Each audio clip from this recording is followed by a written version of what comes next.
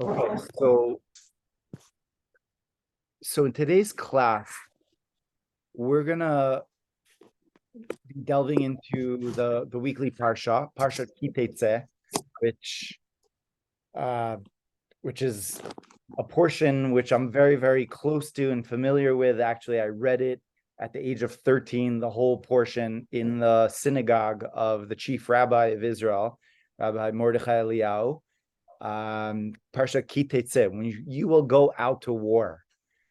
And going out to war is a very intense thing to say. Nobody wants to go out to war. Nobody wants to say we're going out to war.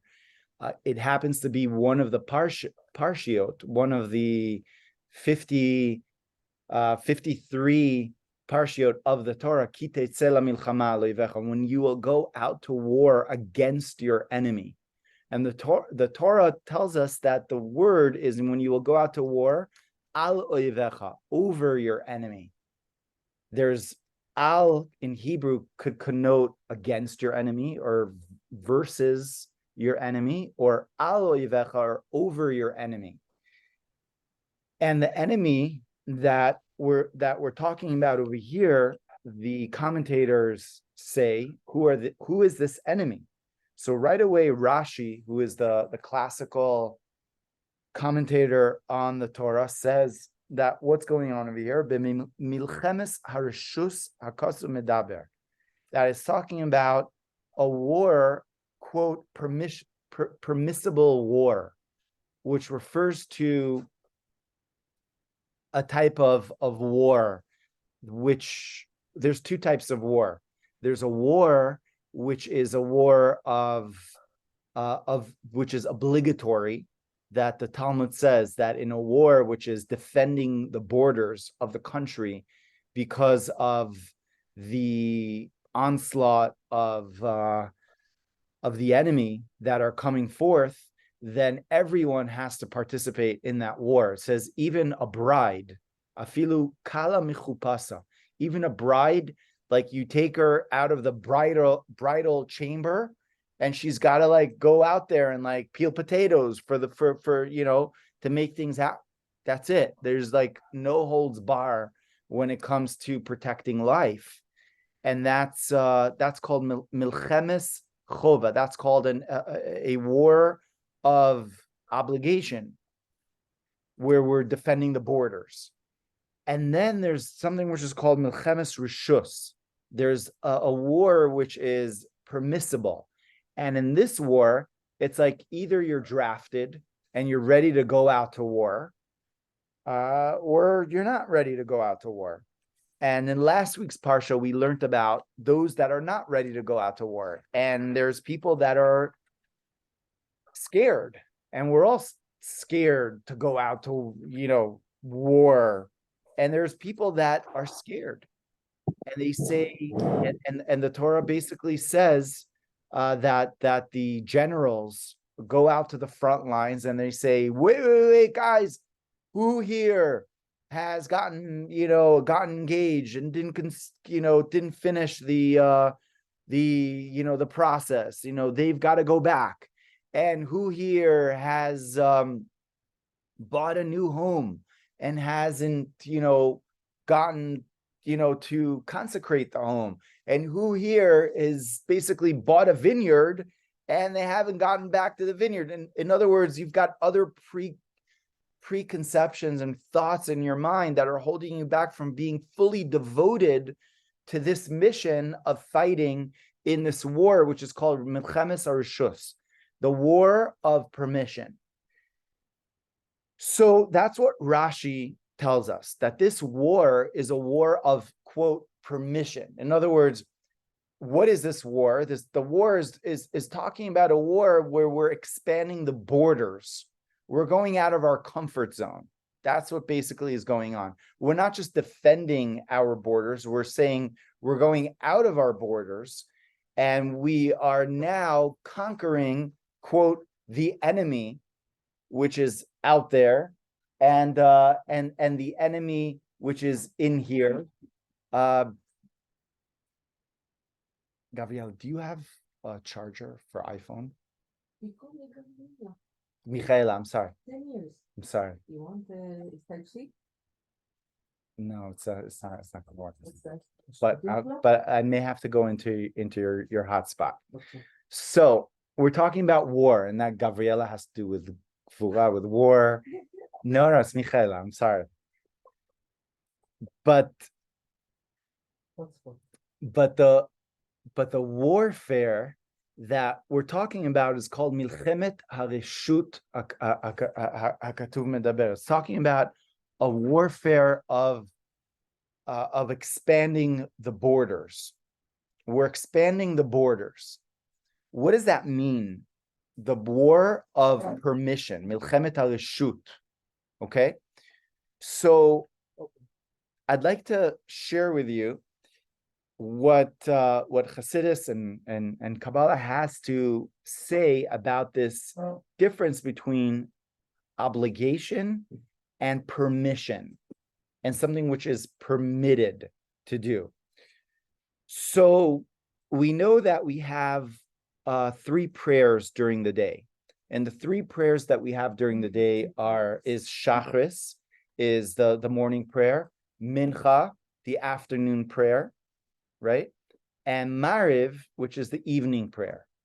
Now, the first 2 prayers of the day, Shachris and Mincha, are called obligatory, because, not going into too many details, but the Talmud tells us that they are in lieu of the offering that was brought in the temple, the morning sacrifice, the Tamid Shel Shachar and Tamid Shel Ben Arbaim, and the offering of the evening. And these 2 sacrifices are called obligatory. In other words, there's an obligation for us to expand to hold on to where, quote, we are holding in our spiritual pursuits. And if we take this on more of a global level, there are certain truths that we hold on to, which are called tamid, which we are, going back to what we were talking about before off the record, that being consistent in that we've taken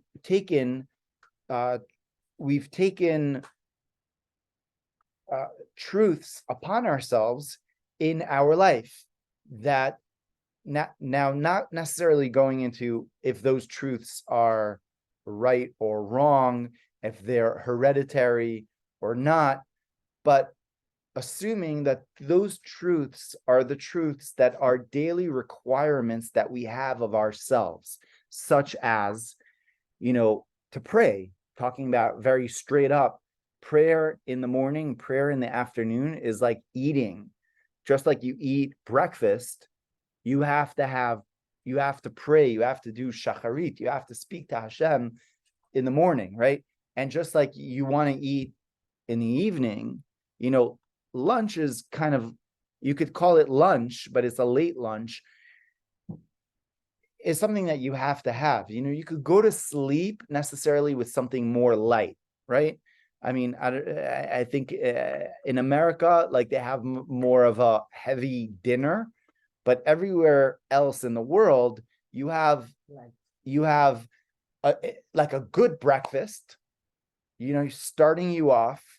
You have a good sort of lunch or late lunch, and then in the evening, you want to go a little bit lighter, because your stomach is the one that's doing the job of digesting everything that you're putting in it. And in America, why are people so obese?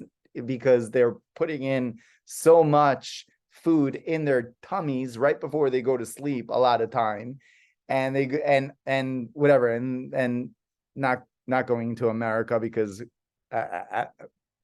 solving America is a long subject. But one of the things is we've got to take care of our physical health, and really, like, we don't want to eat that much, fast food joints and just getting food in our tummies. And so I'm not moving as much, taking walks and stretching and exercising and whatnot, especially before we go to sleep. But once again, midnight snacks. Yes. Well, we can't forget the ice cream and, there's Ben and Jerry's and all the Haagen-Dazs, which is there in our fridges right there at around 11:30, 12, which is a perfect nighttime what do you call it? Like midnight. Yeah, it's the list goes on and on. We consume, right? But let's go back to the spiritual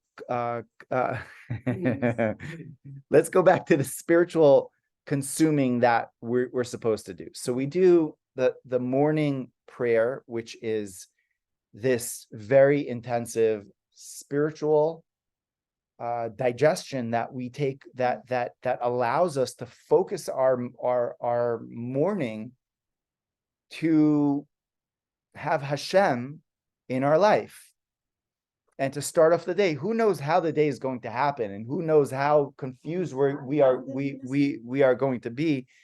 But regardless of that, we have a big breakfast, spiritual breakfast, and then in the afternoon, it could be a long breakfast depending where in the world we're in exactly. In Shacharit is the big Kabbalists and Hasidic masters used to pray for 2-3 hours a day in the morning.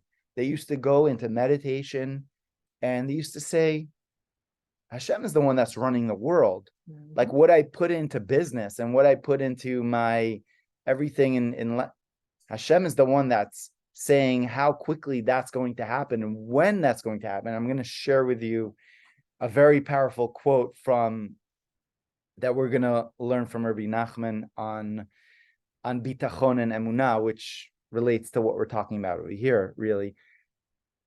But we've got our obligations that we take on, and those obligations that we take on are essential for our spiritual growth. Like holding on to our truths, our morning routines is protecting our border, because if we don't do that, we know what's going to happen. If we don't do those basics, we're going to be taken over by intense craziness that's going on in our lives, right?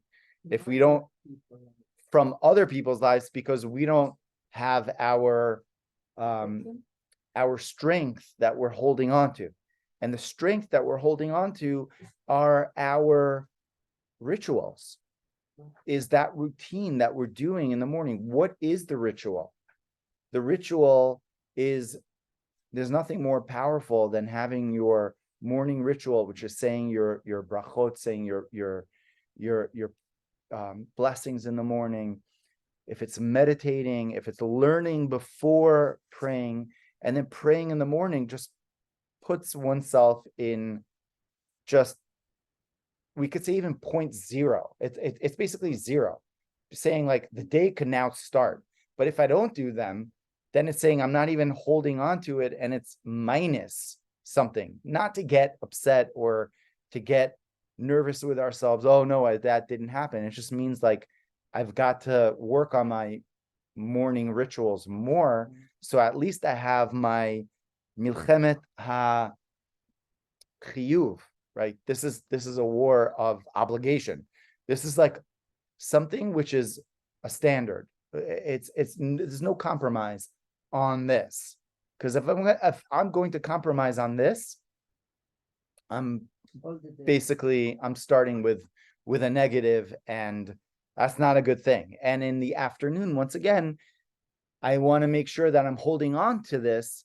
And regardless of where I'm holding, in the afternoon prayer, we know the mincha prayer, it says, Eliyahu Navi, ein Eliyahu ne'ena, ela b'tfilat mincha, because in the middle of our day, where we're going a little bit like crazy with things that are happening with life, which is like swarming at us, and it says like, Maim Rabim, like great waters, like torrents of waters that are affecting us. At that moment, we're saying now's the time to put my stake in the water. I'm saying mincha, I'm speaking to Hashem, and I'm now connecting. So this is milchemet hachiyuv. Now, what is milchemet hareshut? Milchemet hareshut, it says that that's the prayer of arvit. That's the nighttime prayer, which according to halacha, we could say it's a reshut. If you want to, then you could pray the nighttime prayer of arvit, of the nighttime prayer, because it's technically not the tamid. It's not tamid shel shachar, not tamid shel ben arbaim. It refers to the limbs that were there and that were consumed throughout the night. And according to halacha, according to Jewish law, like technically, if you want to, say it. If not, you don't have to. And that's the way the Rambam, the Maimonides, kind of says it. But but he says that really, it's not like since we took it on as a reshut, the nighttime prayer, then we really took it on as an obligation. So what is this level of reshut, of permissible level? So Chassidus explains to us that this level of permissible level is referring to Yaakov Avinu. Yaakov Avinu is the one that established Tfilat Arvit, the evening prayer, where Yaakov, Jacob, was the one that was in the midst of the battle. And going back to our battle, Ki Teitzei milchama al oivecha, when you go out to battle, what is this battle? Al oivecha. What is the battle of Yaakov going out to war against his enemies? Who are the enemies of Yaakov? What is this enemy of Yaakov? So the enemy of Yaakov is the growth, the self-growth, that Hashem expands Yaakov's vessel to be able to receive the infinite light, which is called Reshut, similar to the level of Pesach. On Pesach, we've got two spectrums. That the first day of Pesach, we've got a chovah to eat matzah. But the last day of Pesach, the Shvi'i shel Pesach, is called Reshut. If you want to eat matzah, you could eat matzah. If you don't want to eat matzah, you don't have to eat matzah. So once again, according to halacha, according to Jewish law, this seems like the seventh day is less. But on a deeper level, it's explained that the seventh day is way higher because it accesses the level of reshut, the level of permissible, the level of reshut by Hashem, Yitbarach, by the Creator. That the level of reshut on that level is different. So what is the difference between reshut and chovah on the spiritual level? So the level of chovah, the level of obligation, is the level the way God sustains the world. On the level of the world is sustained and it keeps on conducting itself every single year, every single moment, every single day. The world is sustained by the Creator. Hashem is within the world all the time, right? Like we learned in today's Tanya and the Chitas that every single second Hashem is recreating the world. So every single second is good. How could you even think that you have a problem with Banei Chaim, Zonei? How could you even think that there's an issue if every single second God is giving us life and vitality, and He's the one that's making the moment, giving vitality in the moment. But the point is that Hashem, Yud Kei Vav Kei, Havaya Hoveh, is the moment, and He's constantly making the moment happen. So since Hashem is within the moment, how could we think that there's anything bad that's happening? Because He's giving life to the moment. And so that's the level of what we call chovah, that Hashem is giving vitality, which which he has agreed to do since the Mabul, since the flood. Hashem said like the world is going to keep on going on. There is the world, and I want myself to be known in the world. And so he is giving vitality to the world. Hashem la mabul yashav, that he's constantly giving life to the world every single second. That's the level of revitalizing. Thank you so much. That's the level of revitalizing the world. Exactly, every single second, right? And so that's the level of chovah.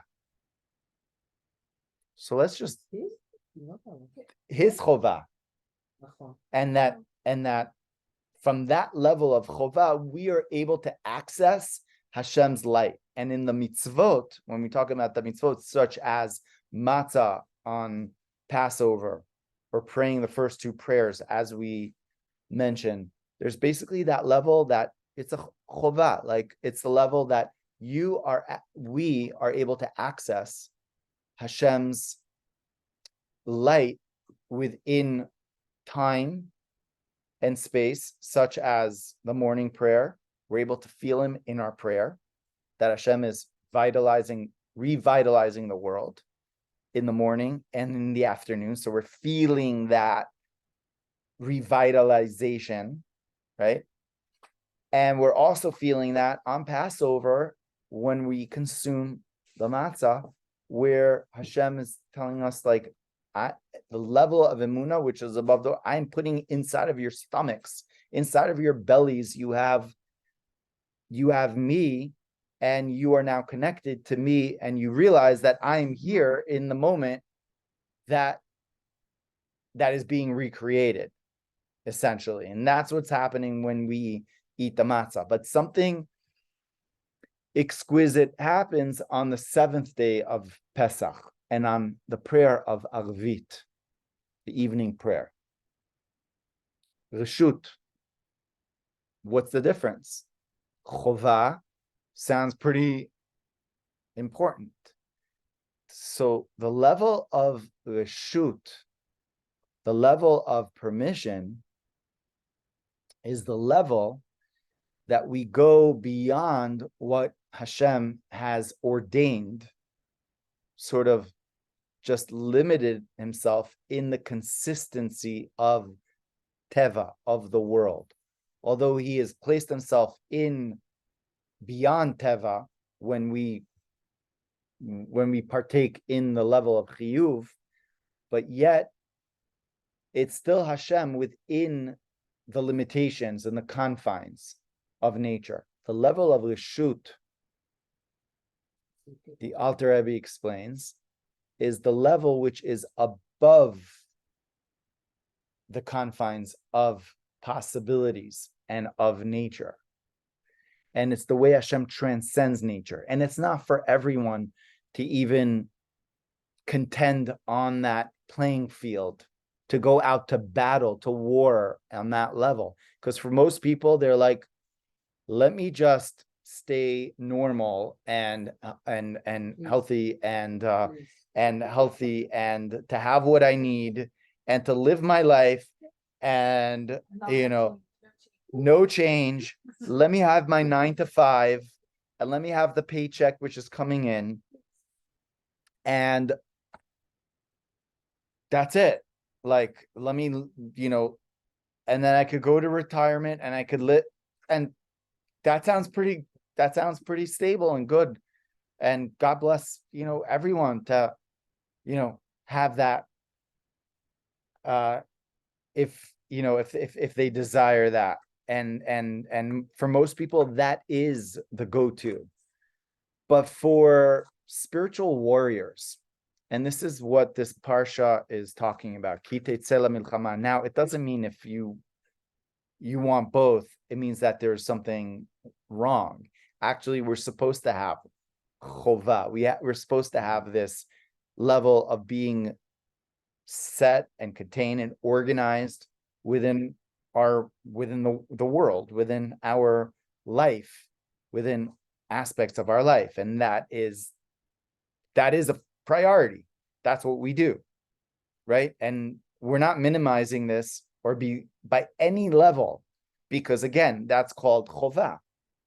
And that's like, it's like saying, you're going to skip this and you're just going to go to Rishut, then, like, hey man, you're just setting yourself up for that's not the process. And actually, in the words of the Rambam, that before someone could learn the more esoteric levels of the Torah, one has to fill themselves up with the revealed levels of the Torah, such as like meat and potatoes. Like you can't just jump to the next level and say, oh, I'm just going to go to the next level.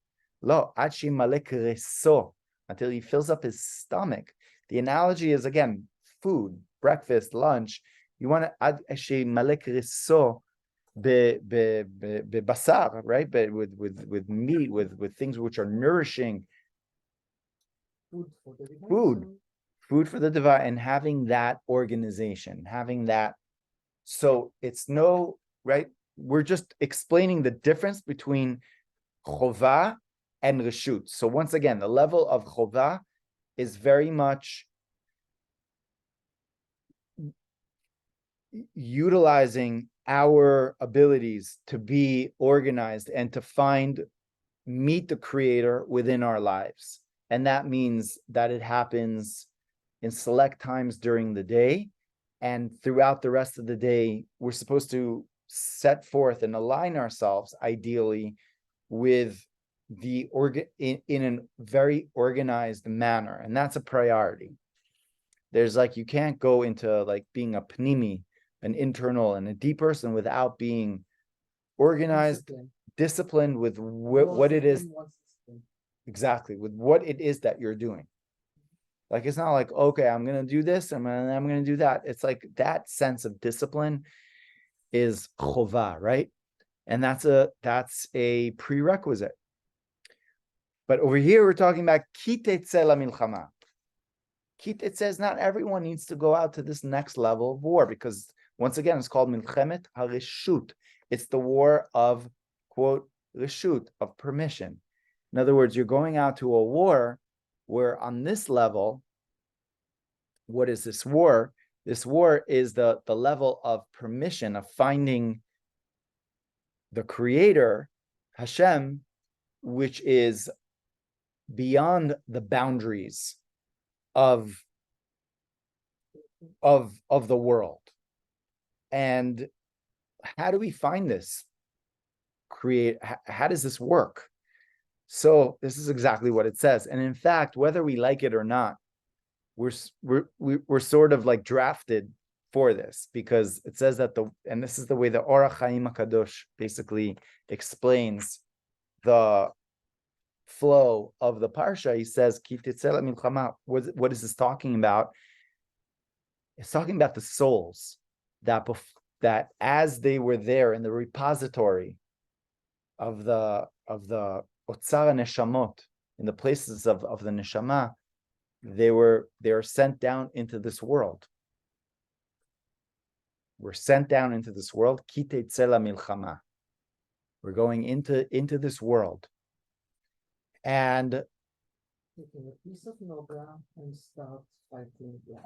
And we're basically coming in as a godly soul, which knows her truth and her existence, and then going into a physical body with a nefesh bahamis, an animal soul,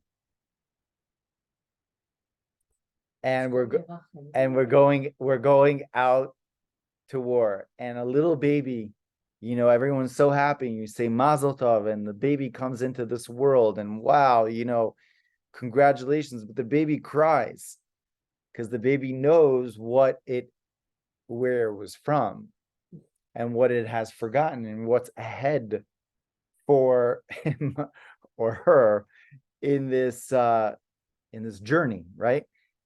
And this journey is, on the one hand, milchemet hachovah. You're coming in here, you got to go in. But on the other hand, we're sent in to be able to go up higher, because the soul is sent down into this world so it can go up to a higher level than where it was before. That's the only reason why it was sent down into this world. The higher level is the level of being able to transcend the challenges, the level of nisyonot, and the ability to we could say amass the spiritual treasures which are within this world. What are the spiritual treasures that are within this world? The Torah and the mitzvot, which most people take for granted as being like it's an extra bonus.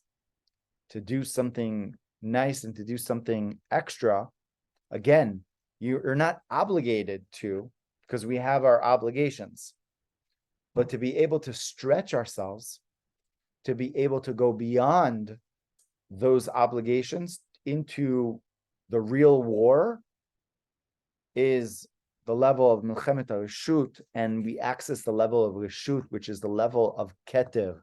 It's the level of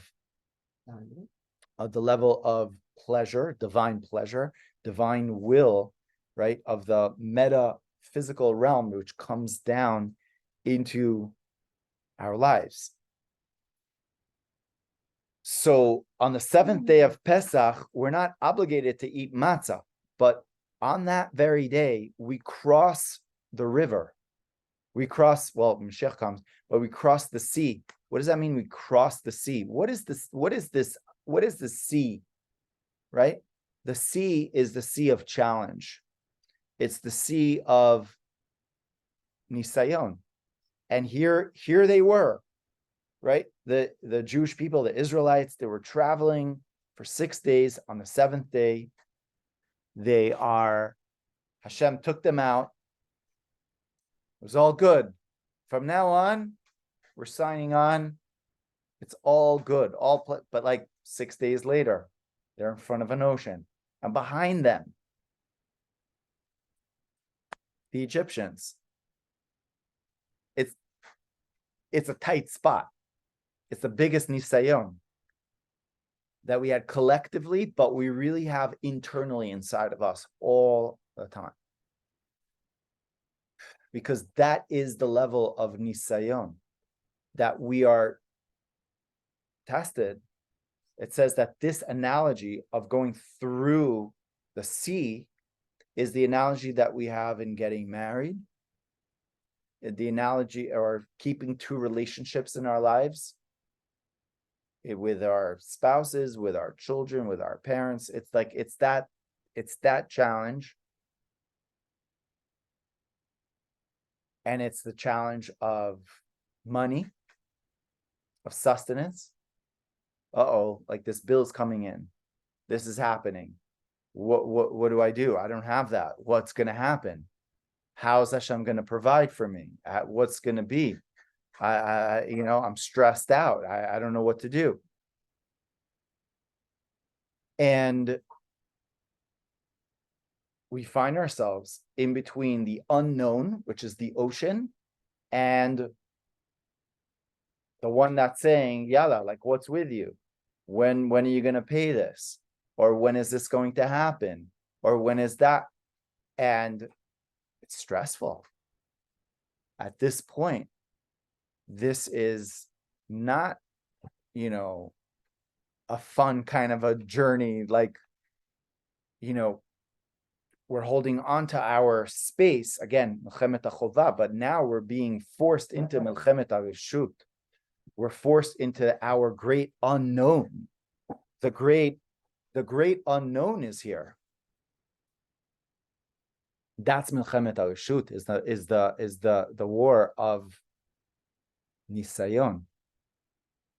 I don't know what's going to be.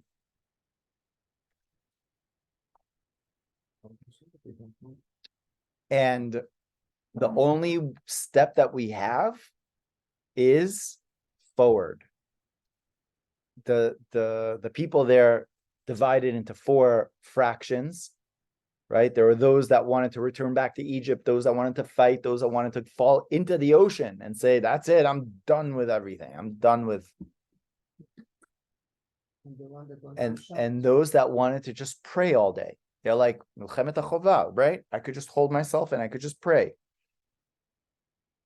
And including Moses was on that fourth one. And God tells him, what do you say? Right? And the Zohar, the Holy Zohar says that Be'atika Talia Milta, that this is the level of Atika, this is the level of Keter, this is the level that is unknown. It's unknown to you. Unknown what exactly is unfolding, and you're still thinking that you are controlling the outcomes by these four fractions, including the spiritual one, which is holding on to power by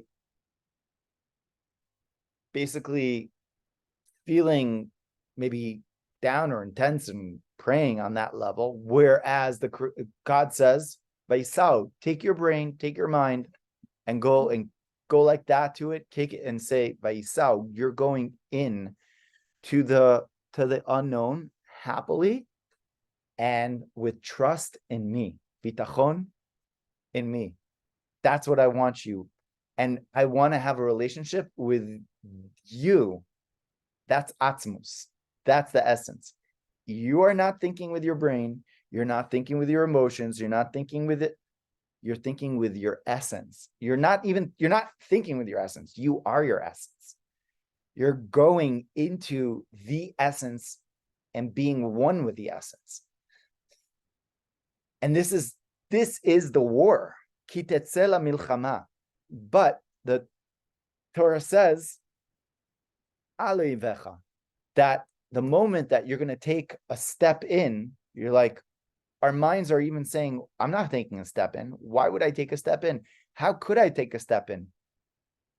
But when we courageously do take a step in, al oivecha, you are going over your enemy. And the Rebbe says that that's the idea, that we know already that there's victory that's already there, that we're sure of the victory. We're not double questioning, yes, no, that's like done. We're going in.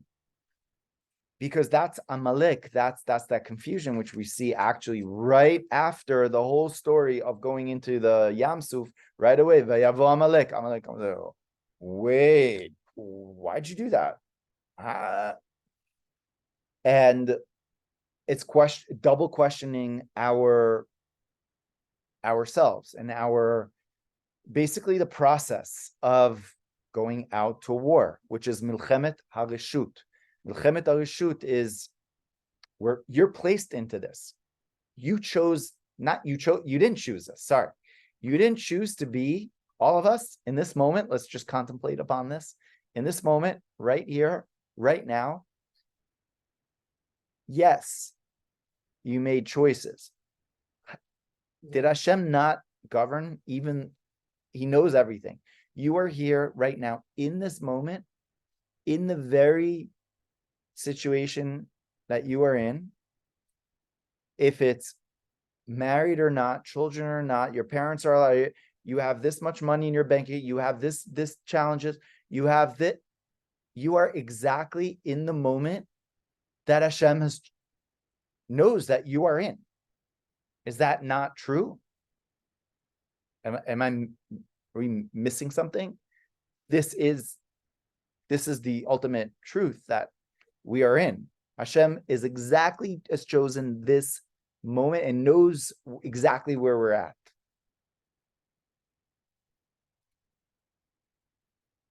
So we didn't choose it. So this is called Milchemet HaReshut. In other words, you didn't say like, okay, give me this battle, give me that battle. We're basically, I'm in this battle. And within this battle, I have the ability, because of the situation that I'm in currently, in this very moment, to draw and to bring about the level of Reshut, the level of Atika, the level of Keta, right here, right now, because of exactly being in this place that we didn't choose to be in. emotionally, physically, psychologically, right? We didn't choose to even think in this way or to even react in this way. We were just brought into circumstances to have these. And so in this very moment, we meet Hashem, and that's Milchemet HaReshut. There's a very powerful prayer by Rabbi Nassan, the student of Rabbi Nachman, that basically says, like, Hashem, in the moment that I'm in right now, which you have placed me in the moment, in the now, please let me connect to you, like in the right here and right now. And that's tshuva. That's connecting to Hashem, like, not because of anything else, including because I'm smart, because I learn, because I do mitzvot, because I'm connecting to you just because I'm connecting to you, just because I am a portion of you. That's the here and the now. That's teshuvah. That's Milchemet HaReshut. That's where we go to the level of Reshut, where we expand beyond our comfort zone. We're not in our comfort zone because that's the level of Chovah is our comfort zone. I want to pray like this. I want to understand like this. I know we need to do that. It's all very good and important. But the level of Reshut it's the level of Atzmos. The level of Atzmos is not a comfort zone. Because it's not something that we understand or know. Because it comes about only through the challenge, only through the return, only through the teshuvah, where we go out to war. Ki Teitzei milchama, right? Al oivecha. We're going out to war that we don't know even what's. And we are winning ahead. That's the name of our definition. We are winner ahead. Al oivecha. That we're going over. That we're going over. And many times the Alter Rebbe used to say that when warriors used to go out to war, he used to sing a happy song. So a happy song, what does a happy song do? And think about it, warriors, those that are drafted, like young men, and I mean, women really didn't go out to war back in the day, but like they were singing these happy songs as they were going out to war. Why? What does that do? If they would think about what they're doing, if like any warrior would think like, why am I doing this? Like, hello, like I don't know. Like, can I just like leave and get like a regular job? I don't know if this is for me. And it doesn't make sense. Yeah, this doesn't make for, or